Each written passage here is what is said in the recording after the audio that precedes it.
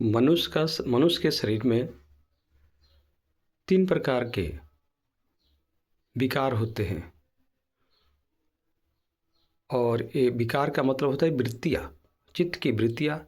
और उन्हीं चित्त वृत्तियों के कारण मनुष्य में भले बुरे संस्कार होते हैं, भले बुरे संस्कार बनते हैं, अच्छे संस्कार भी और बुरे संस्कार भी। तो समाज में भले बुरे दोनों प्रकार के वृत्ति वाले, स्वभाव वाले आदमी मिलते हैं। नेक स्वभाव वाले भी और बुरे स्वभाव वाले भी लोग मिलते हैं। वो एक प्रकार का संस्कार बनता है चित्त में। उसी संस्कार के अनुसार समाज में लोग देखे जाते हैं, भिन्न भिन्न प्रकार के लोग। तो अपने स्वभाव में परिवर्तन के लिए मनुष्य को अपनी प्रकृति में परिवर्तन करना होगा। जब तक प्रकृति में परिवर्तन नहीं होगा तब तक मनुष्य के स्वभाव में परिवर्तन नहीं होगा। हमारा शरीर 5 कोषों से बना है। अन्नमय कोष, मनोमय कोष, अतिमानस कोष, विज्ञानमय कोष, हिरणमय कोष, ये सब कोष है। काममय कोष। तो पंचमय कोषों से पार करके हिरणमय कोष में पहुंचना होगा, जहां हर व्यक्ति के हृदय में की गुहा में परमात्मा छुपे हुए हैं, अल्लाह छुपे हुए हैं, गॉड छुपे हुए हैं। तो अपने मन के स्तर को, मन की चंचलता को, मन के विकारों को मिटाना होगा। जब तक हम चित्त शुद्ध नहीं करेंगे, जब तक हमारा ईमान सही नहीं होगा, जब तक हमारे भीतर में इंसानियत नहीं आएगी, तब तक हम परमात्मा के निकट नहीं पहुँचेंगे, अल्लाह के निकट नहीं पहुँचेंगे, गॉड के निकट नहीं पहुँचेंगे। हमारा गॉड के साथ संबंध तभी होगा, हमारा अल्लाह के साथ तभी संबंध होगा, हमारा ईश्वर के साथ तभी संबंध होगा जब हम इंसानियत की राह पर, ईमान की राह पर चलेंगे। हमारा आत्मधर्म है आत्मा की आवाज़ को सुन के चलना। आत्मा हमारा निर्देशक है, डायरेक्टर है।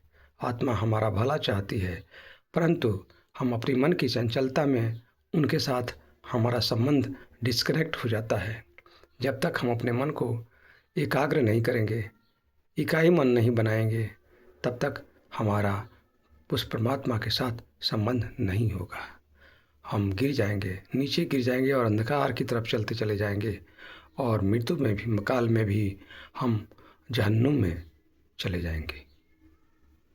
इसलिए हमें जहन्नुम में नहीं जाना है, हम उस अल्लाह की तरफ, वो ईश्वर की तरफ, उस गॉड की तरफ, परमात्मा की तरफ हमें चलना है, ऊपर की तरफ। यही है प्रतिसंचर गति। यही प्रतिसंचर गति है, इसे हर मनुष्य को समझना होगा।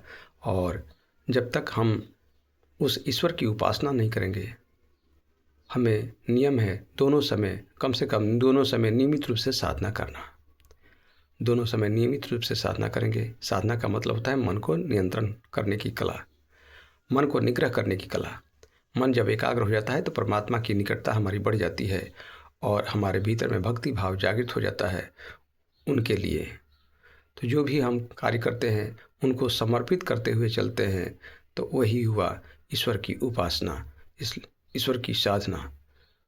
ब्राह्मी भाव में काम करते हैं। सब कुछ ब्रह्म ही ब्रह्म है, ब्रह्म के सिवाय कोई दूसरी सत्ता नहीं है। कुछ भी हम लेन देन करते हैं एक ब्राह्मी भाव में करते हैं। कुछ भी हम लेन देन करते हैं अल्लाह के भाव में करते हैं। सब कुछ अल्लाह ही अल्लाह है, अल्लाह के सिवा की दूसरा कोई माबूद नहीं है। सब कुछ ब्रह्म ही ब्रह्म है, ब्रह्म के सिवा कोई दूसरा सत्ता नहीं है। सब कुछ गॉड ही गॉड है, गॉड के सिवाय कोई दूसरी सत्ता नहीं है। ये भाव मान के चलना होगा और ब्राह्मी भाव में हर काम को करते चलना है।